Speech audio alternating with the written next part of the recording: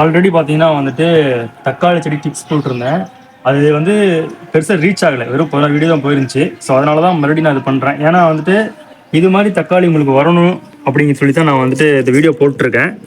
So okay. இன்னைக்கு என்ன டிப்ஸ்ன்னு பார்த்துடலாம் வாங்க. இதில பூக்கள் இல்ல. பூக்கள் வந்து இங்க இருக்குது. ஆக்சுவலா பார்த்தீங்கன்னா வந்துட்டு எல்லா செடியிலுமே ஆண் பூ, பெண் பூன்னு இருக்குங்க. சரிங்களா? இந்த மாரி மொட்டுக்கள் விரியும். சரிங்க. விரியும் போது பார்த்தீங்கன்னா, நீங்க பிரஷ்ஷு இல்லன்னா பெயிண்ட் பிரஷ்ஷு அந்த மாரி இருந்ததுன்னா எடுத்து, இந்த மாரி வந்துட்டு அந்த உள்ள இப்படி பண்ணி விடுங்க. இது வந்து ஹேண்ட் பாலினேஷன் சொல்லுவாங்க. இந்த மாரி பண்ணாவே போதும். உங்களுக்கு ஹேண்ட் பாலினேஷன் நடந்துரும். சரிங்களா? இது ஒரு வகை.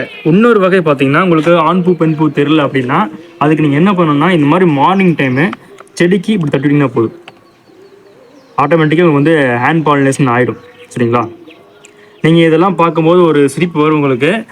என்னடா 2 செடிக்கு மட்டும் பண்ணலாம். இதே நிறைய செடி போட்டிருந்தா எப்படி நான் இதை வந்து பண்ண முடியும்னு சொல்லி நீங்க கேட்கலாம். ஸோ அதுக்கு ஒரு டிப்ஸ் இருக்குதுங்க.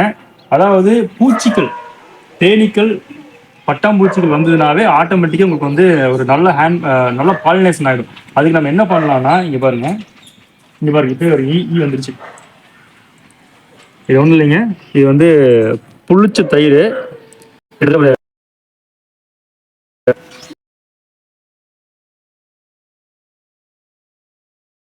இந்த மாதிரி புளிச்ச தயிரை வந்து தண்ணியில் நல்லா கலந்துக்குங்க. நல்லா கலந்துட்டு இப்படி தெளிச்சுட்டாவே போதும். ஸ்ப்ரேயர் இருந்தால் ஸ்ப்ரே பண்ணிக்கோங்க. இப்போ நான் வீடியோவுக்கு அப்படி காட்டுறேன். ஸ்ப்ரேயர் வச்சுருந்தீங்கன்னா ஸ்ப்ரே பண்ணால் போதுங்க. இந்த புளிச்ச தயிருக்கு பார்த்தீங்கன்னா உங்களுக்கு வந்து ஆட்டோமேட்டிக்காக வந்து உங்களுக்கு ஈக்கள், தேனீக்கள் இதெல்லாம் வந்து வந்துடும். ஸோ உங்களுக்கு நல்லாவே வந்து சீக்கிரமாக உங்களுக்கு பாலினேஷன் ஆகிடும். இதெல்லாம் அப்படி பண்ணணுதாங்க. அதனால தான் இந்த ரிசல்ட்டு. அப்புறம் வந்து இன்னொன்று கேட்கலாம், மீன் அமிலம் அப்படின்னு ஒன்று இருக்கும். அது நீங்கள் வந்து 2 வாரத்துக்கு ஒருக்கா வந்து நீங்கள் அடிக்கலாம். அது போக மண்புழு உரம் இதெல்லாம்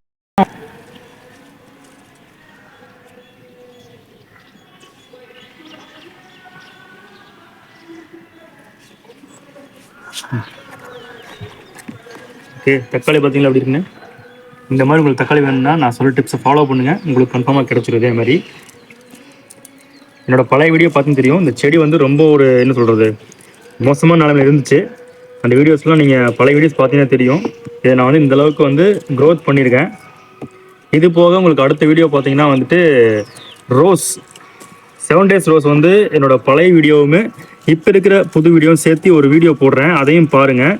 அந்த க்ரோத்லாம் பார்த்தீங்கன்னாவே நம்ம சொன்ன டிப்ஸு இருக்குது. அதில் பார்த்தீங்கன்னா தெரியும். 1/4 கிலோ எடுத்திருப்பேன். இன்றைக்கி ஒரு 1/4 கிலோ பக்கம் நம்மளுக்கு வந்திருக்கு. தக்காளி வந்து பார்த்தீங்கன்னா எப்பவுமே ஒரு நல்ல ரிசல்ட் கொடுக்குங்க. இங்கே வருங்க, இந்த ஒரு பழமே பார்த்தீங்கன்னா உங்களுக்கு வந்து ஒரு 10 கிராம் வரும்னு நினைக்கிறேன்.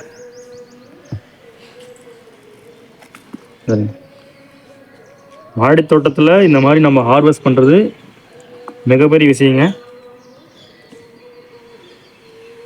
உங்களுக்கு அதிகமாக இன்னும் வந்து மாடி தோட்டத்தை பற்றி டிப்ஸ் வேணும் அப்படின்னா நம்ம சேனலில் ஃபாலோ பண்ணுங்கள், சப்ஸ்கிரைப் பண்ணுங்கள்.